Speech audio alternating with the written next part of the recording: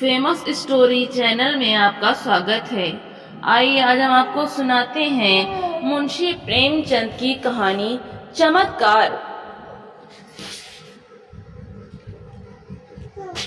BA पास करने के बाद चंद्र प्रकाश को एक ट्यूशन करने के सिवा और कुछ न सोचा।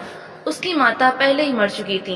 इसी साल पिता का भी देहांत हो गया और प्रकाश जीवन के जो मधुर स्वप्न देखा करता था वे सब धूल में मिल गए। पिता ऊंचे ओहदे पर थे। उनकी कोशिश से चंद्र प्रकाश को कोई अच्छी जगह मिलने की पूरी आशा थी, पर वे सब मंसूबे धरे रह गए और अब गुजर बसर के लिए वही 30 रुपए महीने की ट्यूशन रह गई। पिता ने कुछ संपत्ति भी न छोड़ी, उल्टे वधु का बोझ और सिर पर लाद दिया। और स्त्री भी मिली तो पढ़ी लिखी, शौकीन, जबान की तेज, जिसे मोटा खाने और मोटा पहनने से मर जाना कबूल था।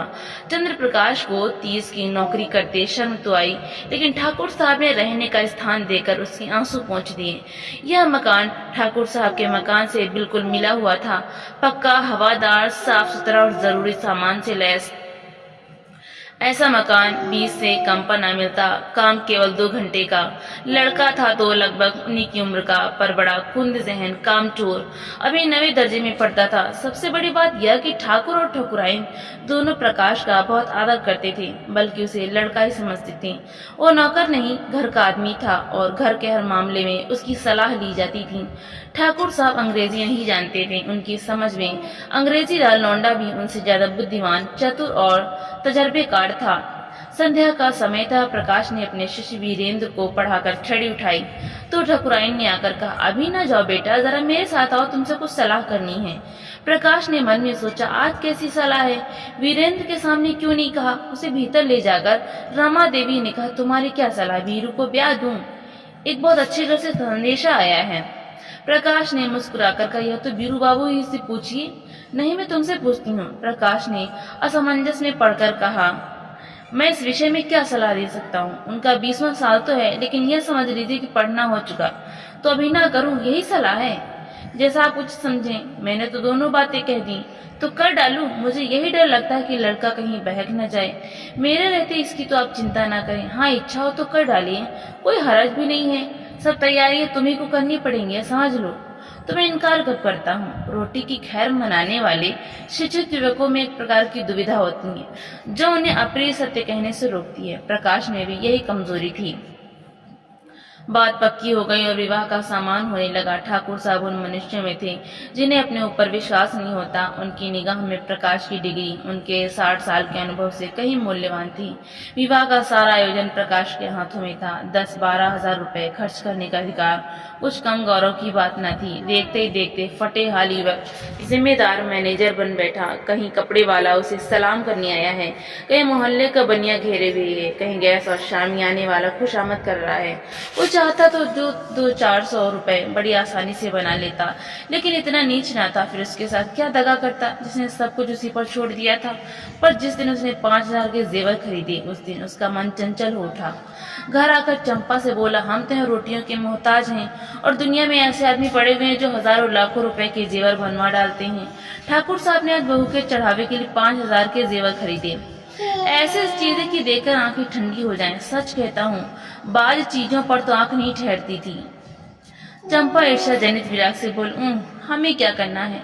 जिन्हें ईश्वर ने दिया है वे पहने, यहाँ तो रोकर मरने ही के लिए पैदा हुए हैं। चंद्र प्रकाश, इन्हीं लोगों की मौज है, न कमाना न धमाना। बाप दादा छोड़ गए हैं, मजे से खाते और चैन करते हैं। इसी से कहता हूँ ईश्वर बड़ा अन्यायी है। चंपा, अपना अपना पुरुषार्थ है, ईश्वर का क्या दोष?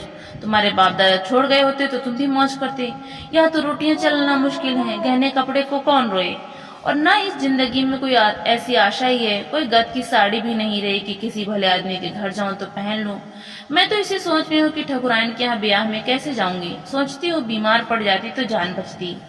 यह कहते कहते चंपा की आंखें भर आईं। प्रकाश ने तसल्ली दी, साड़ी तुम्हारे लिए लाऊं? अब क्या इतना भी न कर सकूंगा? मुसीबत के ये दिन क्या सदा बने रहेंगे? जिंदा रहा तो एक दिन तुम सिर से पांव तक जेवरों से लदी रहोगी। चंपा मुस्कुराकर बोली, चलो, ऐसी मन की मिठाई मैं नहीं खाती, निभा होता जाए यही बहुत है, गहनों की साध नहीं है। प्रकाश ने चंपा की बातें सुनकर लज्जा और दुख से सिर झुका लिया। चंपा उसे इतना पुरुषार्थहीन समझती है। रात को दोनों भोजन करके लेटे तो प्रकाश ने फिर गहनों की बात छेड़ी।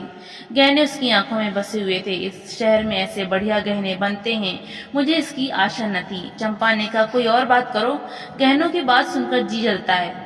वैसे चीजें तुम पहनो तो रानी मालूम होने लगो, गहनों से क्या सुंदरता बढ़ जाती है। तो ऐसी बहुत सी औरतें देखी जो गहने पहनकर भद्दी दिखने लगती हैं। ठाकुर साहब भी मतलब क्या रहे, यह न हुआ कि कहते इसमें से कोई चीज चंपा के लिए भी लेते जाओ। तुम भी कैसे बच्चों की सी बातें करते हो, इसमें बचपने की क्या बात है। कोई उदार आदमी कभी इतने करपड़ता ना करता। मैंने तो कोई ऐसा उदार आदमी नहीं देखा जो अपनी बहू के गहने किसी गैर को दे दें। मैं गैर नहीं हूँ, हम दोनों एक ही मकान में रहते हैं। मैं उनके लड़के को पढ़ाता हूँ और शादी का सारा इंतजाम कर रहा हूँ। अगर 100-200 की कोई चीज दे देते तो वो निष्फल न जाती, मगर धनवानों का हृदय धन के बाढ़ से दब कर सिकुड़ जाता है, उनमें उदारता के लिए स्थान ही नहीं रहता। रात के 12 बज गए हैं, फिर भी प्रकाश को नींद नहीं आती। बार बार ये चमकीले गहने आंखों के सामने आ जाते हैं। कुछ बादल हो आए हैं और बार बार बिजली चमक उठती है।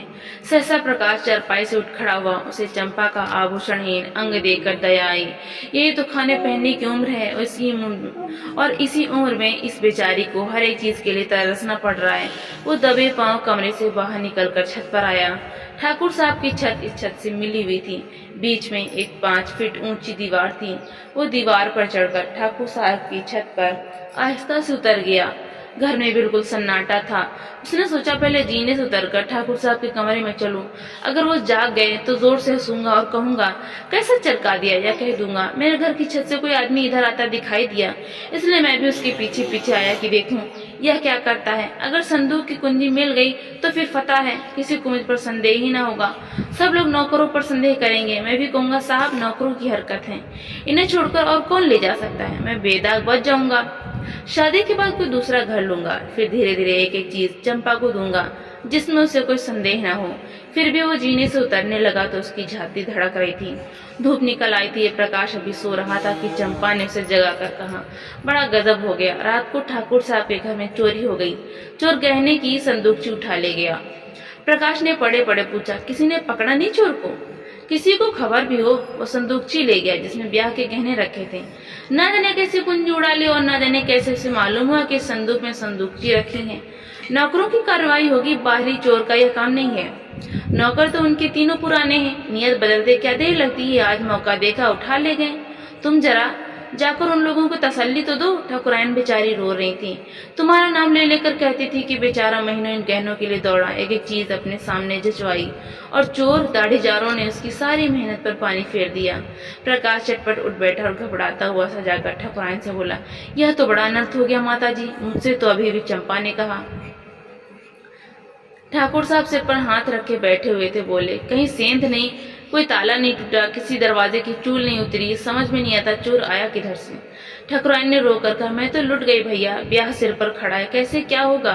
भगवान, तुमने दौड़ धूप की थी, तब कहीं जाके चीजें आई थी, न जाने किस मनहूस साइड से लगन आई थी। प्रकाश ने ठाकुर साहब के कान में कहा, मुझे तो किसी नौकर की शरारत मालूम होती है। ठाकुराइन ने विरोध किया, अरे नहीं भैया, नौकरों में ऐसा कोई नहीं, 10-10 हजार रुपए यूं ही ऊपर रखे रहते थे, कभी एक पाई भी नहीं गई। ठाकुर साहब ने नाक सिकोड़कर कहा, तुम क्या जानो, आदमी का मन कितना जल्द बदल जाया करता है। जिसने अब तक चोरी नहीं की वो कभी चोरी ना करेगा, यह कोई नहीं कह सकता। मैं पुलिस में रिपोर्ट करूंगा और एक एक नौकर की तलाशी कराऊंगा, कहीं माल उड़ा दिया होगा। जब पुलिस के जूते पड़ेंगे तब आप ही कबूलेंगे। प्रकाश ने पुलिस का घर में आना खतरनाक समझा, कहीं उन्हीं के घर में तलाशी ले तो अनर्थ ही हो जाए। बोले, पुलिस में रिपोर्ट करना और तहकीकात कराना व्यर्थ है, पुलिस माल तो ना बरामद कर सकेगी। हाँ, नौकरों को मारपीट भले ही लेगी, कुछ नजर भी उसे आज चाहिए, नहीं तो कोई दूसरा स्वांग खड़ा कर देगी। मेरी तो सलाह है कि एक नौकर को एकांत में बुलाकर पूछा जाए।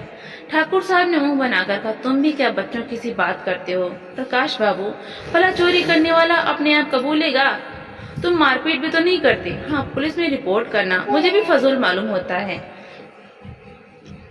माल बरामद होने से रहा, उल्टे महीनों की परेशानी हो जाएगी। प्रकाश, लेकिन कुछ न कुछ तो करना ही पड़ेगा ठाकुर, कोई लाभ नहीं। हाँ, अगर कोई खुफिया पुलिस हो जो चुपके चुपके पता लगावे तो अलबत्ता माल निकाल आए, लेकिन यहाँ ऐसी पुलिस कहाँ, तकदीर ठोंक कर बैठ रहा हूँ और क्या। प्रकाश, आप बैठ रहिए, लेकिन मैं बैठने वाला नहीं, मैं इन्हीं नौकरों के सामने चोर का नाम निकलवाऊंगा। ठाकुराइन, नौकरों पर मुझे पूरा विश्वास है। किसी का नाम निकल भी आए तो मुझे संदेह ही रहेगा। किसी बाहर के आदमी का काम है, चाहे जिधर से आया हो, पर चोर आया बाहर से। तुम्हारे कोठे से भी तो आ सकता है। ठाकुर, हाँ जरा अपने कोठे पर तो देखो, शायद कुछ निशान मिले। कल दरवाजा तो खुला नहीं रह गया। प्रकाश का दिल धड़कने लगा। बोला, मैं तो 10 बजे द्वार बंद कर लेता हूँ। हाँ, कोई पहले से मौका पाकर कोठे पर चला गया हूँ और वहाँ छिपा बैठा रहा तो बात दूसरी है। तीनों आदमी छत पर गए तो बीच के मुंडेर पर किसी के पांव की रगड़ के निशान दिखाई दिए। जहाँ पर प्रकाश का पांव पड़ा था वहाँ का चूना लग जाने के कारण छत पर पांव का निशान पड़ गया था। प्रकाश की छत पर जाकर मुंडेर की दूसरी तरफ देखा तो वैसे ही निशान वहां भी दिखाई दिए। ठाकुर साहब सिर झुकाए खड़े थे, संकोच के मारे कुछ कह न सकते थे। प्रकाश ने उनके मन की बात खोल दी। इससे तो स्पष्ट होता है कि चोर मेरे ही घर में से आया। अब तो कोई संदेह ही नहीं रहा। ठाकुर साहब ने कहा, हाँ मैं भी यही समझता हूँ, लेकिन इतना पता लग जाने से क्या हुआ? माल तो जाना था, सो गया। अब चलो आराम से बैठे, आज रुपए की कोई फिक्र करनी होगी। प्रकाश, मैं आज ही वो घर छोड़ दूंगा। ठाकुर, क्यों? इसमें तुम्हारा कोई दोष नहीं। प्रकाश, आप कहें, लेकिन मैं समझता हूँ कि मेरे सिर बड़ा भारी अपराध लग गया। मेरा दरवाजा 9-10 बजे तक खुला ही रहता है। चोर ने रास्ता देख लिया। संभव है 2-4 दिन में फिरा घुसे। घर में अकेली एक औरत सारे घर की निगरानी नहीं कर सकती। इधर वो तो रसोई में बैठी है, उधर कोई आदमी चुपके से ऊपर चढ़ जाए तो जरा भी आहट नहीं मिल सकती। मैं घूम घाम कर कभी 9 बजे आया, कभी 10 बजे, और शादी के दिनों में तो देर होती ही रहेगी। उधर का रास्ता बंद हो जाना चाहिए। मैं तो समझता हूँ इस चोरी की सारी जिम्मेदारी मेरे सिर है। ठाकुराइन डरी, तुम चले जाओगे भैया, तब तो घर और फाड़ खाएगा। प्रकाश, कुछ भी हो माता जी, मुझे बहुत जल्द घर छोड़ना ही पड़ेगा। मेरी गफलत से चोरी हुई, उसका मुझे प्रायश्चित करना ही पड़ेगा। तो दोस्तों, आपको ये कहानी कैसी लगी? लाइक करें, ज्यादा से ज्यादा शेयर करें और कमेंट करके हमें जरूर बताएं। और इसी तरह की हिंदी साहित्य की कहानियां सुनने के लिए हमारे